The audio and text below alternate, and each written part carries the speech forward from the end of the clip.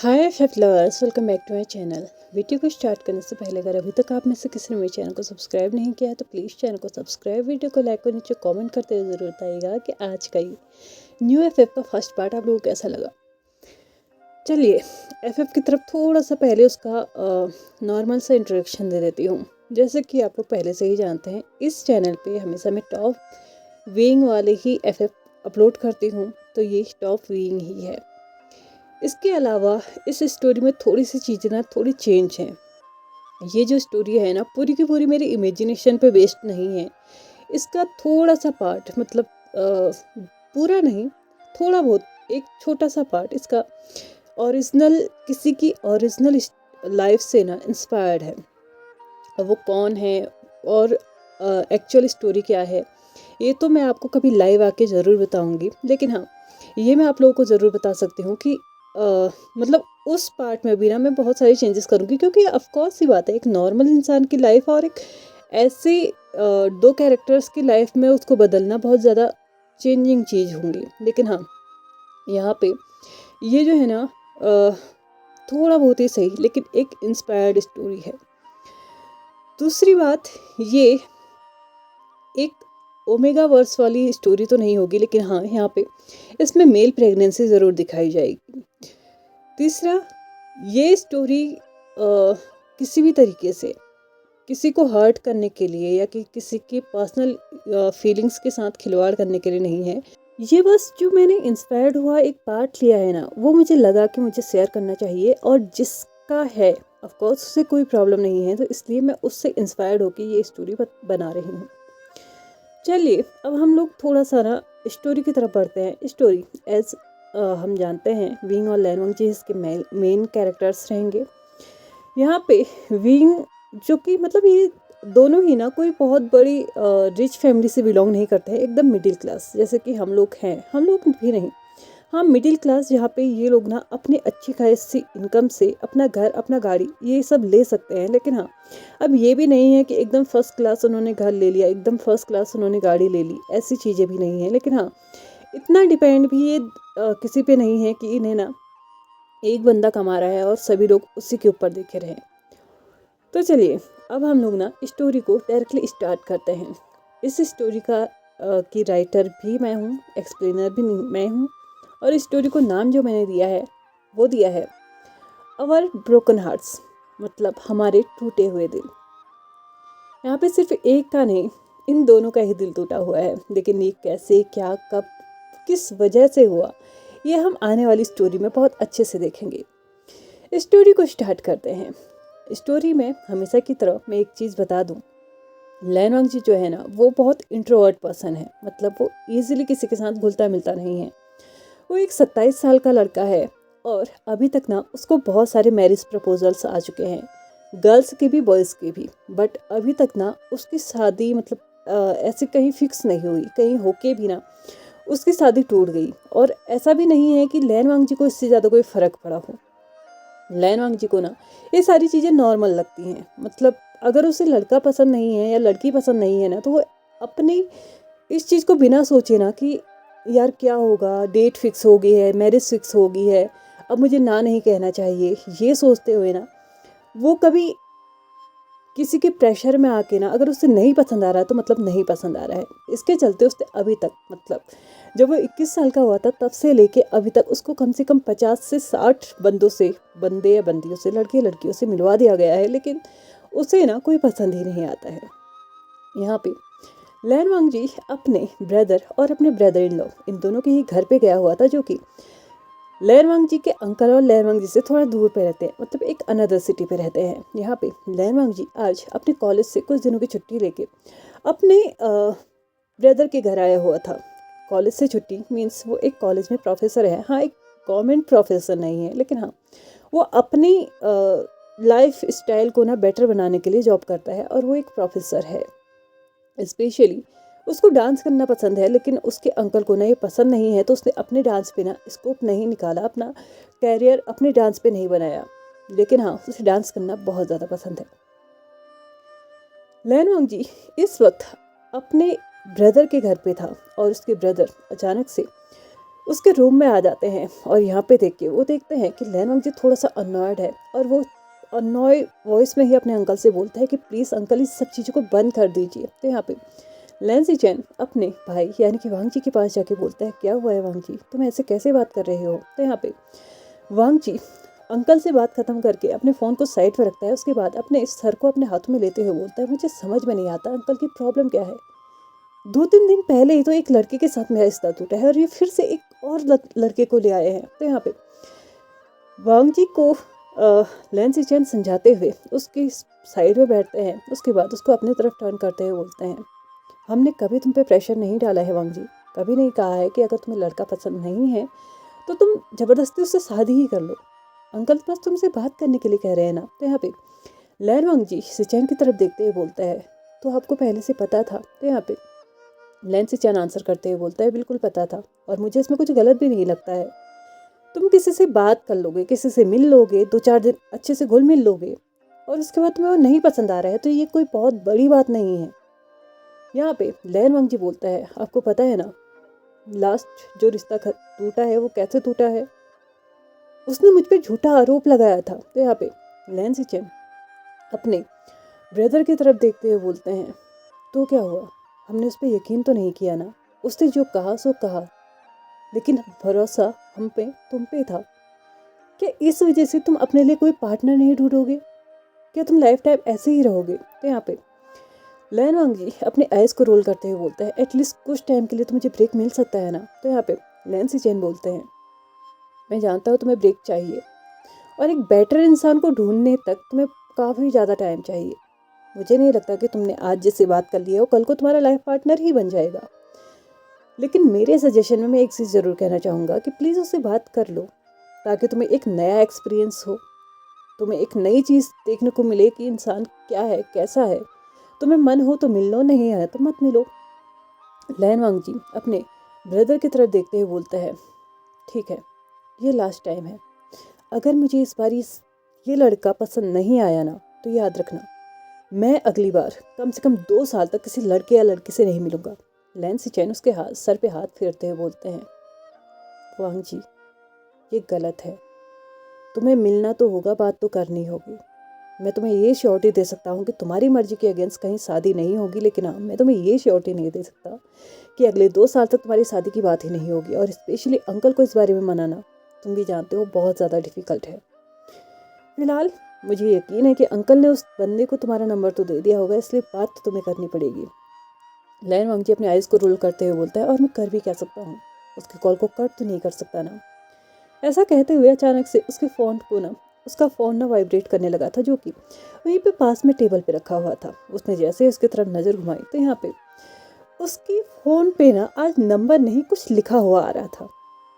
लैन वांग जी थोड़ा सा कंफ्यूज था क्योंकि उसने ऐसे नंबर कभी कोई सेव नहीं किया था। उसने उस फ़ोन को अपने हाथ में लिया, उसके बाद अपने ब्रदर की तरफ देखा और उसके ब्रदर ने भी उस फ़ोन को देखा। यहाँ पे लैन सिचेन लैन वांग जी से बोलता है क्या तुम इस इंसान को जानते हो, इसका नंबर तुम्हारे पास पहले से सेव्ड है। तो यहाँ पे लैन वांग जी बोलता है नहीं ये नंबर सेव्ड नहीं है, आप अच्छे से देखिए। ऐसा लग रहा है जैसे कि इसने किसी ऐप पे ना अपना नाम अच्छे से फिक्स करके रखा हो और वही नाम यहाँ पे शो हो रहा है। तो यहाँ पे जो नाम शो हो रहा था ना, वो नाम देखते ही लैन वांग जी और लैन सिचेन के फेस में ना एक हल्की सी स्माइल आती है, क्योंकि उसमें जो नाम था ना वो था बीइंग द क्यूट बॉय। ये देखते ही लैन सिचेन लैन वांग जी से बोलता है देखो इतने क्यूट इंसान का नंबर तुम्हारे पास आ रहा है, कॉल तुम्हें आ रहा है, उसके बाद भी तुम रजिस्ट करोगे, मुझे नहीं लगता।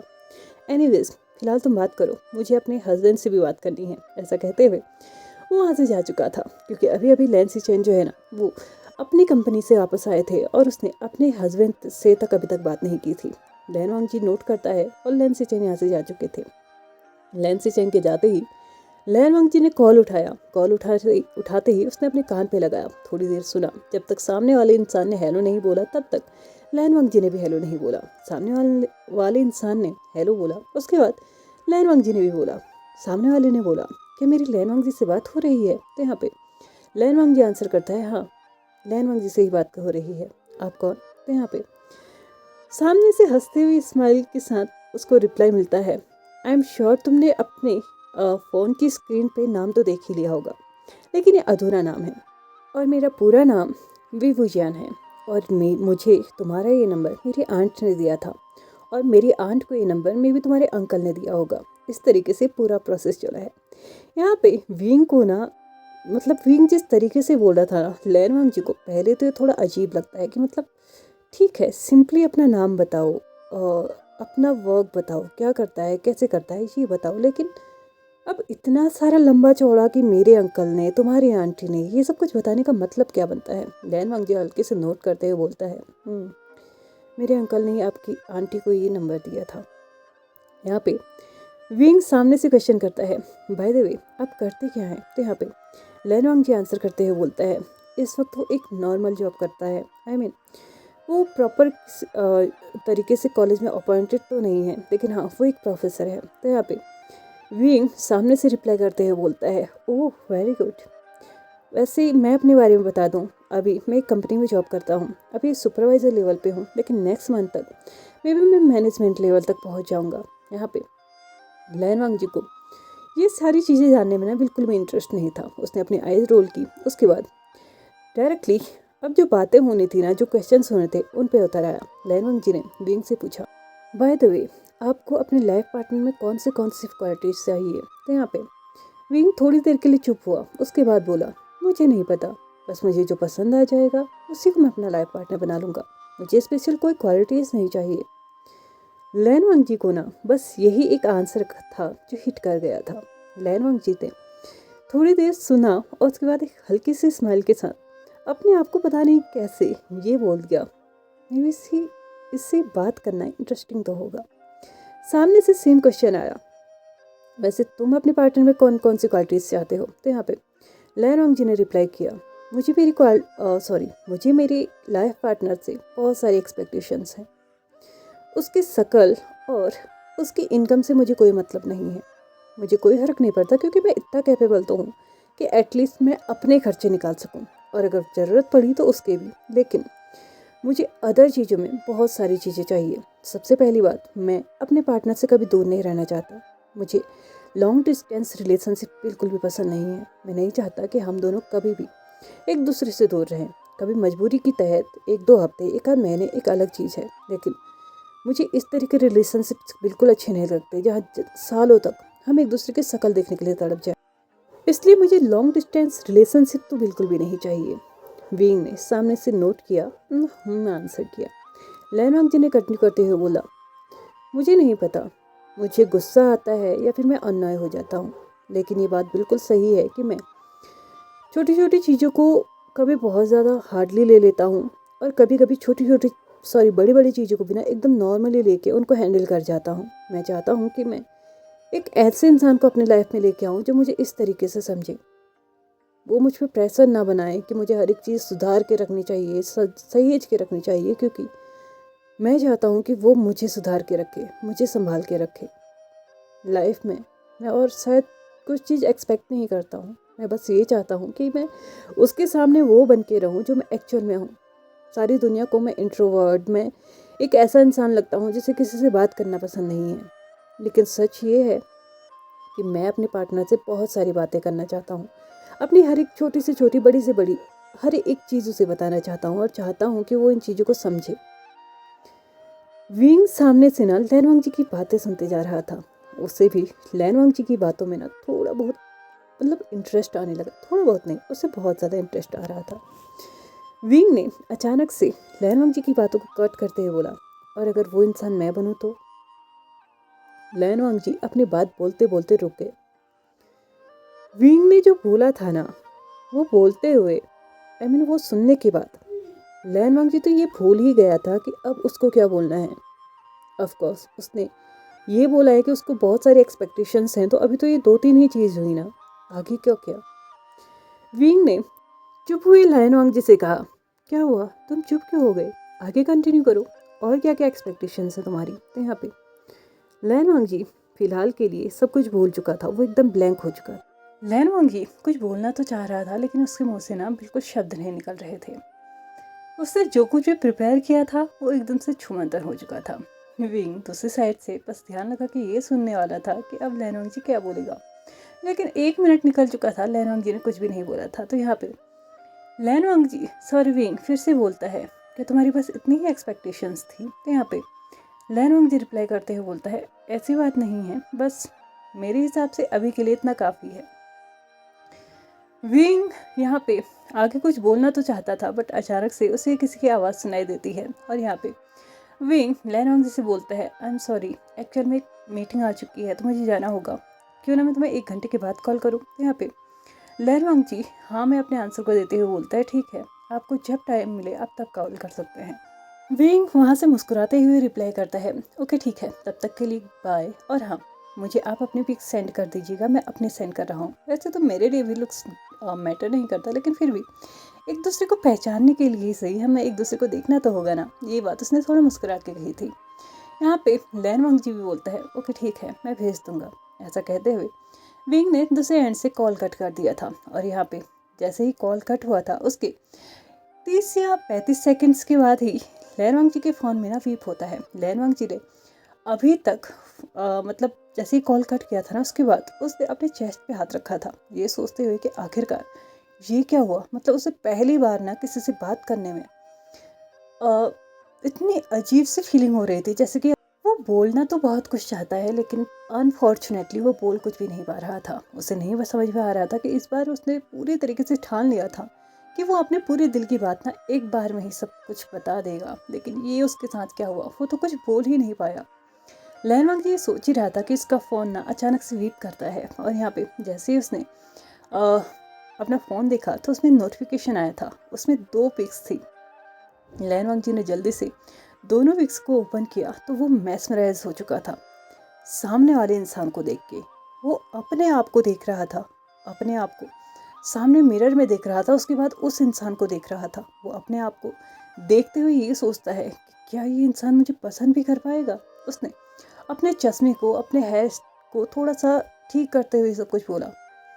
लैनवांग जी वैसे तो खूबसूरत बहुत है, लेकिन कभी कभी उसके फेस पे ना मतलब कोल्डनेस और उसका वो चश्मा जिसकी वजह से ना, और वो पुराना सा हेयर स्टाइल जिसकी वजह से ना लोग अक्सर उसको ना लुक्स की वाइज जज करते हैं। हालांकि अभी तक की जितने भी रिलेशनशिप्स उसके पास्ट में रहे हैं उसमें किसी ने भी उसको लुक वाइज जज नहीं किया, बस लैनवांग जी ही उनसे परेशान हो जाता था। इसलिए एट द एंड उनके पास कोई और ऑप्शन नहीं रहता था इस रिश्ते को तोड़ने के अलावा। लैनवांग जी अपने ही ख्यालों में डूबा हुआ था कि अचानक से उसको फिर से मैसेज आया था कि क्या तुम भी अपनी पिक सेंड करना चाहोगे। लैनवांग जी ने अपनी गैलरी खोली, अपनी जितनी भी अच्छी पिक्स थी ना उसने पहले सिलेक्ट कर ली और उसमें से जितनी भी उसको सबसे ज़्यादा बेस्ट लगी ना उनको सिलेक्ट किया और फाइनल में उसने एक पिक को चूज़ किया जिसमें उसने चश्मा नहीं पहना हुआ था। वो अपने किसी रिलेटिव्स की शादी में गया हुआ था और अच्छे से तैयार हुआ था, जिसमें उसमें ना वो काफ़ी सुंदर भी लग रहा था। हालांकि लैनवांग जी ने ये जानबूझ के नहीं किया था कि वो अपनी इन चश्मे वाली आंखों को या फिर अपनी शकल को इस तरीके से छुपाना चाहता था, लेकिन हाँ अगर सामने वाले ने पिक्स भेजी हैं तो कहीं ना कहीं कंपटीशन तो उसको देना ही था। उसने ये सोच के वो उन पिक्स को भेजा था।